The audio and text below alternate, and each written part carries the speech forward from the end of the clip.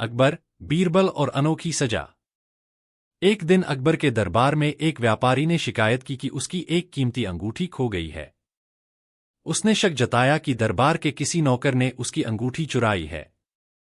अकबर को यह बात बहुत नागवार गुजरी, क्योंकि वह अपने दरबार में चोरी बर्दाश्त नहीं कर सकते थे। अकबर ने तुरंत बीरबल को बुलाया और कहा, बीरबल, हमें यह चोरी तुरंत सुलझानी है। हमें शक है कि यह चोरी हमारे ही दरबार में हुई है।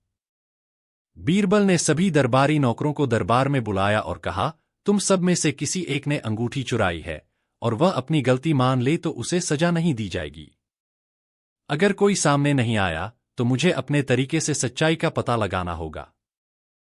जब किसी ने भी अपनी गलती नहीं मानी तो बीरबल ने एक तरकीब सोची। उन्होंने सबको एक एक लकड़ी का टुकड़ा दिया और कहा, यह सभी लकड़ियां जादुई हैं। जिस किसी ने भी चोरी की है उसकी लकड़ी कल तक 1 इंच बढ़ जाएगी।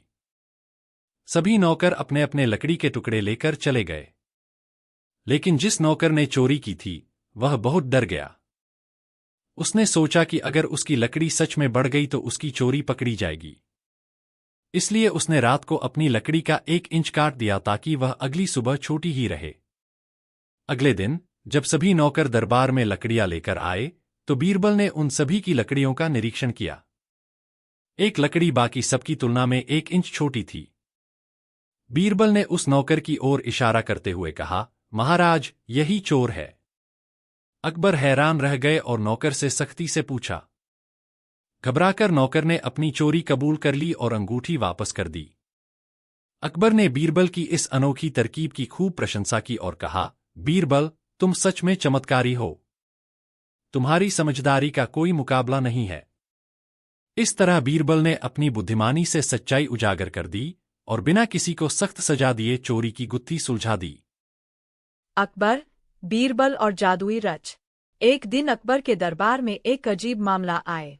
एक किसान दरबार में आया और अकबर से कहने लगा, महाराज, हमारे गांव में एक जादुई रथ आया है। वह किसी को भी जहां चाहे वहां ले जा सकता है। अकबर को ये सुनकर बड़ी जिज्ञासा हुई और उन्होंने पूछा, कहाँ है वो रथ? क्या वह सचमुच जादुई है? किसान बोला, जी हाँ महाराज, उस रथ में बैठते ही हम वहां पहुंच जाते हैं जहां हम जाना चाहते हैं।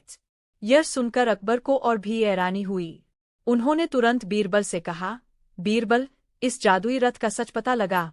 मुझे लगता है इसमें कोई रहस्य है। बीरबल मुस्कुराए और बोले, महाराज, मैं कल सुबह गांव जाऊंगा और इस रथ का रहस्य जानूंगा। अगले दिन बीरबल गांव पहुंचे। वहां उन्होंने देखा कि एक पुराना रथ खड़ा है और कुछ लोग उसके आसपास इकट्ठा हैं। उन्होंने किसान से पूछा, यह रथ जादुई कैसे है? किसान बोला, बीरबल जी, जैसे ही हम इस रथ में बैठते हैं और अपनी आंखें बंद करते हैं, हम वहां पहुंच जाते हैं जहां हम जाना चाहते हैं। बीरबल ने मुस्कुराते हुए कहा, अच्छा, मुझे भी इस रथ में बैठाकर इसका कमाल दिखाओ। किसान ने बीरबल को रथ में बिठा दिया और कहा, अब अपनी आंखें बंद करें और सोचें कि आप अपने घर पहुंच गए हैं। बीरबल ने आंखें बंद कर लीं।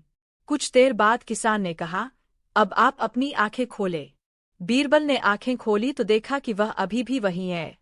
उन्होंने हंसते हुए कहा, मित्र, यह रथ तो साधारण है। इसका कोई जादू नहीं है। यह तो मात्र हमारी कल्पना है। जब हम अपनी आंखें बंद करके कुछ सोचते हैं तो हमें वही सच लगने लगता है। किसान और अन्य लोग बीरबल की बात समझ गए। उन्होंने अकबर को जाकर सब कुछ सच सच बताए। अकबर भी बीरबल की बुद्धिमानी से प्रभावित हुए और बोले, बीरबल, तुम्हारी बुद्धिमत्ता के आगे कोई जादू काम नहीं करता। इस प्रकार बीरबल ने अपनी चतुराई से इस जादुई रथ का रहस्य सुलझा लिया और सबको सच्चाई का एहसास कराए।